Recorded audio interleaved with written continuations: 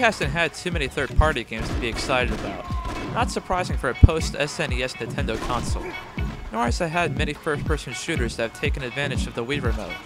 For these reasons, along with gaining much E3 hype over the years, the Conduit has become one of the most anticipated Wii titles in a while. Like Red Steel before it, the developers have played their marketing campaign smart, by unveiling little and letting the audience's imagination fuel the hype. Like Red Steel, many people will be disappointed once they get their hands on the finished product and discover they've only been waiting on a rather generic FPS.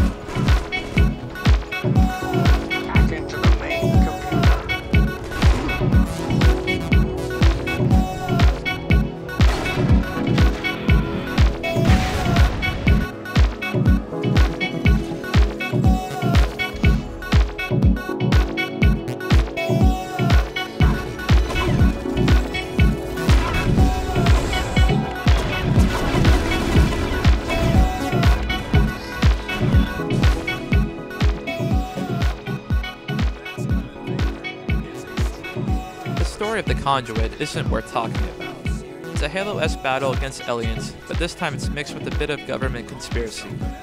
After the third mission, I think most players will find themselves skipping the mission briefings altogether.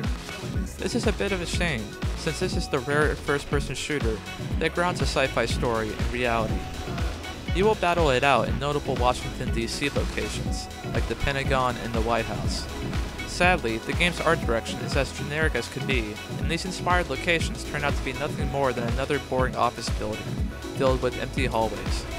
It's a missed opportunity to say the least, but most people picking up this game could care less about anything other than the action.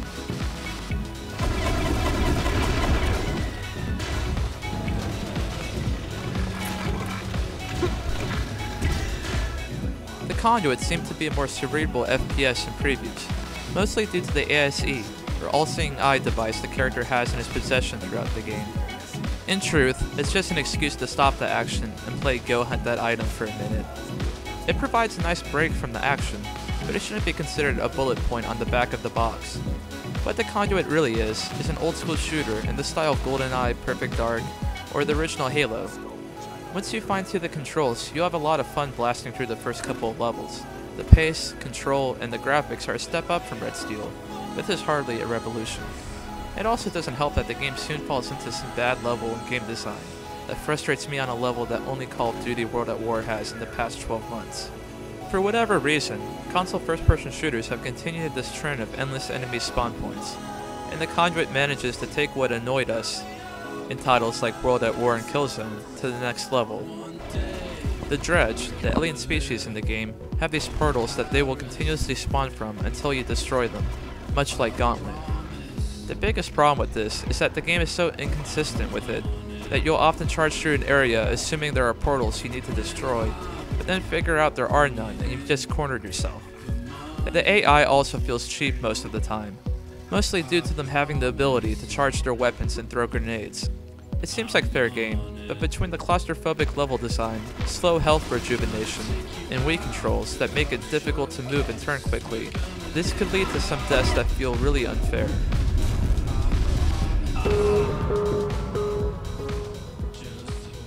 Multiplayer is another big selling point of the Conduit, but I'd be shocked if it pulled away any Xbox 360 or PlayStation 3 owners away for long. There seems to be a consensus that the Conduit needs to be reviewed without being compared to first-person shooters on other consoles. But even when you compare the Conduit to Red Steel, Metroid Prime 3, or even past N64 or GameCube games, it doesn't hold up. The game isn't bad, and you'll get a lot of mileage out of it, especially if the Wii is the only next-gen console you own. I just don't think we should applaud a game for being a third-rate Halo, whether it is or isn't on the Wii.